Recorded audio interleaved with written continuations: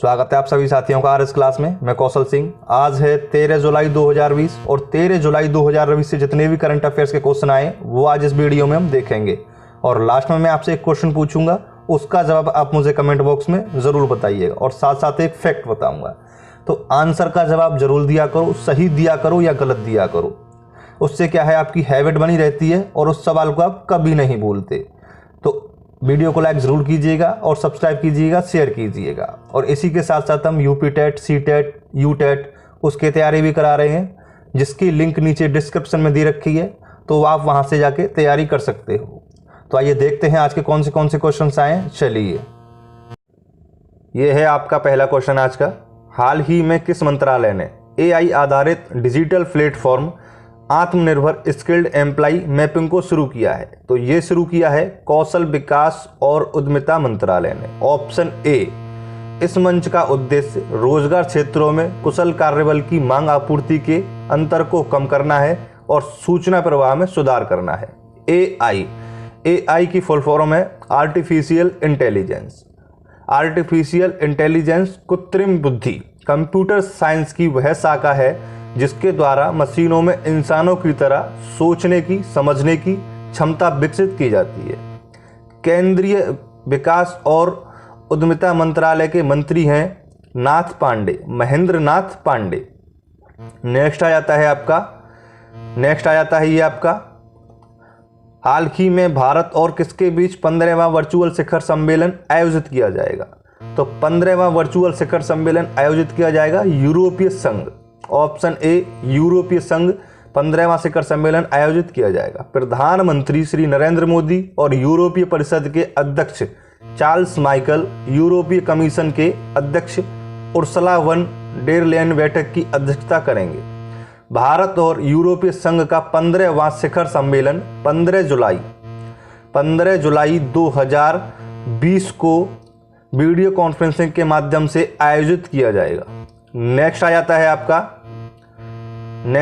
है ये आपका हाल ही में हॉकी के नए कार्यवाहक अध्यक्ष कौन नियुक्त हुए हैं? तो हॉकी के नए कार्यवाहक अध्यक्ष नियुक्त हुए हैं आपके ज्ञानेंद्र निगोवम अध्यक्ष नियुक्त हुए हैं। भारतीय हॉकी संघ, भारत में हॉकी खेल को भारतीय हॉकी संघ रेगुलेट कराता है। स्थापना हुई थी 20 मई 2009 को इसकी स्थापना हुई थी। पुरुष हॉकी टीम के कोच हैं ग्राहम रीड और महिला हॉकी टीम के कोच हैं सॉर्ड मारिन। नेक्स्ट आ जाता है ये आपका हाल ही में अमादो गान कुलीवली का निधन हो गया। वह किस देश के प्रधानमंत्री थे? तो वह थे आइवरी कोस्ट के। ऑप्शन बी, आइवरी कोस्ट के प्रधानमंत्री थे। आइवरी कोस्ट अफ्रीका महाद्वीप में स्थित है। राजधानी है यमसोस्को, मुद्रा है वेस्ट अफ्रीकन और राष्ट्रपति हैं अल्सेन ओट्रा और राष्ट्रीय खेल है फुटबॉल है यहाँ का राष्ट्रीय खेल। नेक्स्ट आ जाता है ये है आपका हाल ही में दलाई लामा की आत्मकथा किसने लिखी? तो दलाई लामा की आत्मकथा लिखी आपके तेंजिन गे टेथांग, इनका पूरा नाम है। तेंजिन ने इनकी आत्मकथा लिखी है। दलाई लामा के जीवन पर लिखी आत्मकथा पुस्तक का विमोचन 2020 में किया जाएगा। इस पुस्तक को रॉली बुक्स ने प्रकाशित किया है। किसने किया है? रॉली बुक्स ने इसको प्रकाशित किया है। नेक्स्ट आ जाता है आपका हाल ही में फ्लिपकार्ट ने कला, शिल्प और हथकरघा को बढ़ावा देने के लिए किस राज्य सरकार के साथ समझौता किया है? तो ये किया है आपका कर्नाटक राज्य सरकार के साथ। कर्नाटक राज्य सरकार के साथ समझौता किया है। कर्नाटक राजधानी है बेंगलोर, मुख्यमंत्री हैं BS येदियुरप्पा, राज्यपाल हैं वाजुभाई वाला और इसरो मुख्यालय बेंगलोर में है।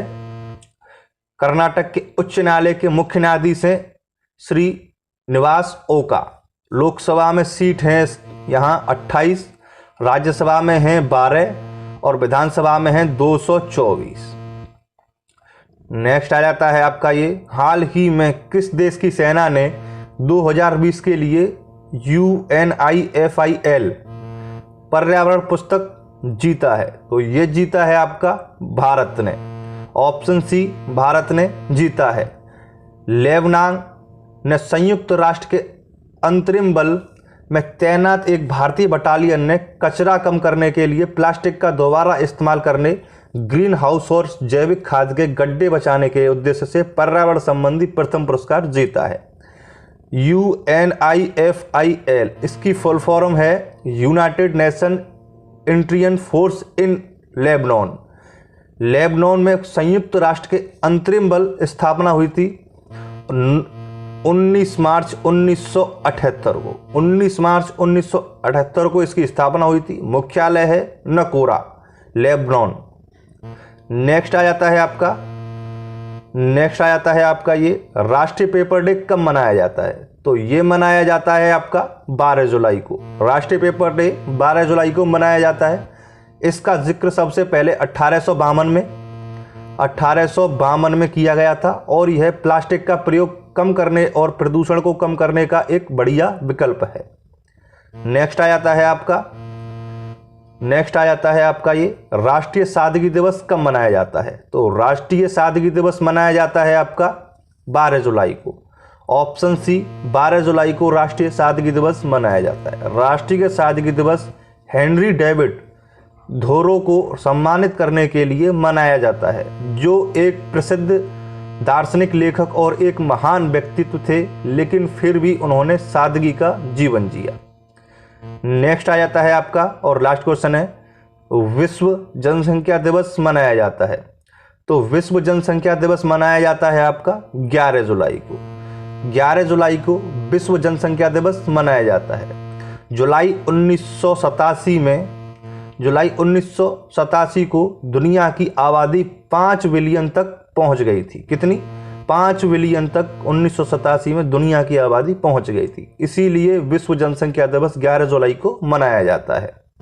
नेक्स्ट क्वेश्चन जो आपको कल हमने कमेंट बॉक्स में पूछा था वो ये है, दुनिया की पहली न्यूजेवन पीपी किट लॉन्च की गई। तो ये की गई है दुनिया की पहली ट्रिपल वायरल शील्ड वाली। अब के जो किट बनेंगी वो ट्रिपल वायरल होगा उसमें और शील्ड होंगी। ट्रिपल वायरल शील्ड की किट बनाई गई हैं। कोरोना महामारी से लड़ने के लिए जो सुरक्षा कर्मी हमारे किट पहनेंगे वो ट्रिपल वायरल शील्ड किट पहनेंगे। नेक्स्ट आ जाता है जो आपको कमेंट बॉक्स में बताना है वो ये है, हाजिया सोफिया संग्रहालय को अदालत के फैसले के बाद परिवर्तन कर दिया गया। तो ये किस में परिवर्तन कर दिया गया है हाजिया सोफिया संग्रहालय को अदालत ने? ये आपको कमेंट बॉक्स में ज़रूर बताना है। और नीचे देखते हैं फैक्ट। आज का फैक्ट देखिए क्या है आपका। ये फैक्ट है, क्या आप जानते हो आस्टर नामक जीव अपनी पूरी लाइफ में कई बार सेक्स बदलता है, कभी मेल तो कभी फीमेल। ये अपने पूरे जीवन में सेक्स बदलता रहता है, कभी मेल बन जाता है तो कभी फीमेल बन जाता है। और इसी के साथ साथ हम यूपी टेट, सी टेट उसकी तैयारी भी कराते हैं, जिसकी लिंक हम नीचे डिस्क्रिप्शन में दे रखी है। तो वहाँ जाके आप यूपी टेट, सी टेट अध्यापक पात्रता परीक्षा की तैयारी कर सकते हैं। वीडियो लाइक ज़रूर कीजिएगा, शेयर कीजिएगा। धन्यवाद।